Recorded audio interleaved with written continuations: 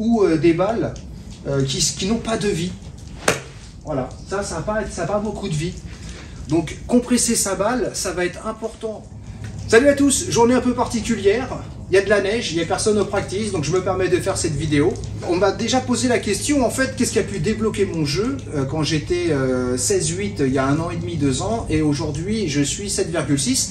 C'est, je pense, non pas la vitesse, non pas la distance, mais vraiment 2 choses.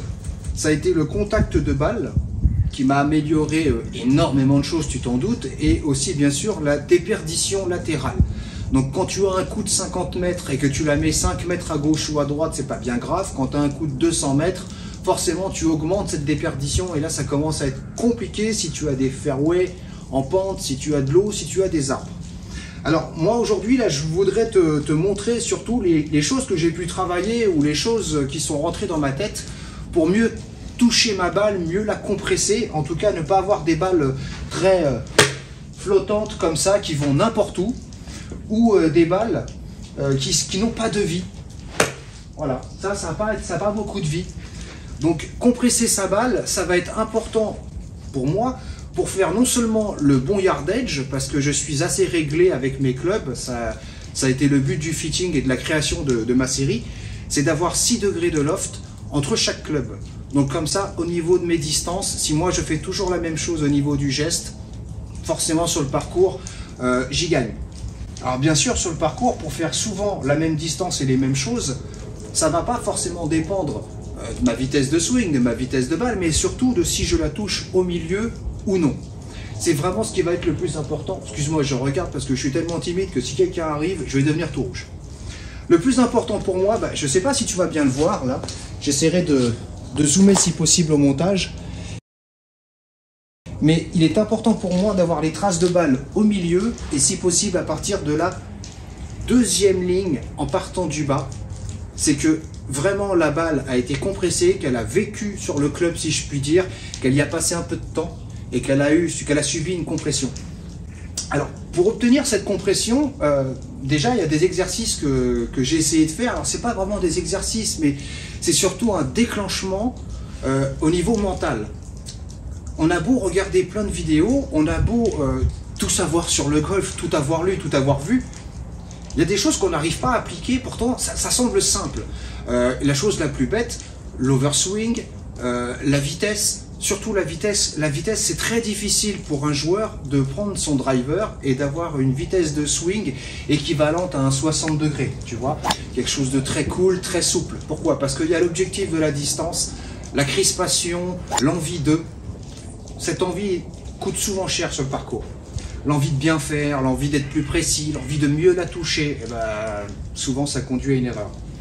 Alors, moi je me rendais compte que où je faisais des grattes largement avant la balle, dans ces cas-là, que le divot soit profond ou non, on s'en fiche, c'est pas bon. Ou j'avais des balles qui étaient très clean. Alors très clean, au début je pensais que je ne laissais pas un divot conséquent et que je ne faisais que brosser l'herbe. C'était aussi parce que j'avais une face de club qui arrivait très ouverte. À cause de quoi? À cause d'un défaut qu'ont énormément de golfeurs amateurs, c'est d'avoir les poignets qui perdent tout leur lag au moment de l'impact et de revenir en position 0. Imagine que la balle est au niveau de ma baguette, celle qui est au sol. Attends, on va reprendre la concentration après cette connerie. Donc, si je descends et que je me retrouve le corps, le club, les mains, tout en face, il y a un sérieux problème.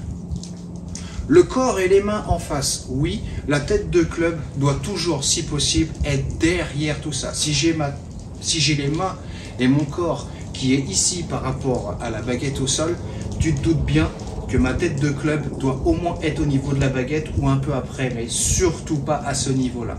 À ce niveau-là, j'ai perdu toute la vitesse que j'ai voulu emmagasiner. J'ai beau avoir de l'overswing, un truc incroyable qui m'emmène n'importe où, essayer de revenir de manière incroyable n'importe comment, si mes poignets viennent se déverrouiller, se débloquer avant l'impact ou sur l'impact, c'est très compliqué. Pour cela, il faut s'entraîner à venir taper le sol. Tu vois, t'entends ce bruit? Voilà. Là, tu viens taper le sol. Grosse différence avec ça. Où là, on se dit, waouh, j'ai tapé le sol. Non, pas du tout. Là, le club, qu'est-ce qu'il fait? Il est en train de rebondir avec son bounce et il est en train de glisser sur la semelle. Tu vois? Alors que là, je viens taper le sol. Je viens essayer de faire rebondir ma phase de club. Faut pas s'amuser à trop le faire, c'est très mauvais pour les épaules, le poignet, le dos, tout ce qu'on veut. Mais il faut avoir conscience qu'il y a une différence entre une balle qui va être prise avec un club qui va glisser au sol, comme ça, et une balle qui va être piochée, comme ça. Le contact, c'est vraiment ce qu'il y a de plus important, ce qu'il y a de plus primordial. C'est pas obligé de vouloir redescendre incroyablement vertical sur la balle en conservant un maximum de lag pour libérer au dernier moment. La seule chose qui suffit de faire, c'est de garder la tête de club derrière les mains. Alors, il y a des exercices très simples pour ça. Se mettre une deuxième baguette ici au milieu pour former un angle à 90 degrés. On se met de l'autre côté, la baguette bien au milieu du stance. La balle en face de cette baguette, pas de problème. La tête en face, au-dessus, pas de problème. Mais de décaler les mains vers la cuisse avant, la cuisse gauche pour les droitiers, de décaler les mains vers la cuisse avant pour conserver les mains toujours dans cette intention de vouloir passer avant la phase de club. C'est ce qu'il y a de plus important. Ça va permettre de trouver son rythme, de calmer aussi la vitesse du swing, donc de trouver une vitesse de croisière beaucoup plus souple, beaucoup plus cool. Ça permet de réfléchir à ce qu'on fait, de où va le club. Donc c'est très important pour pouvoir vraiment progresser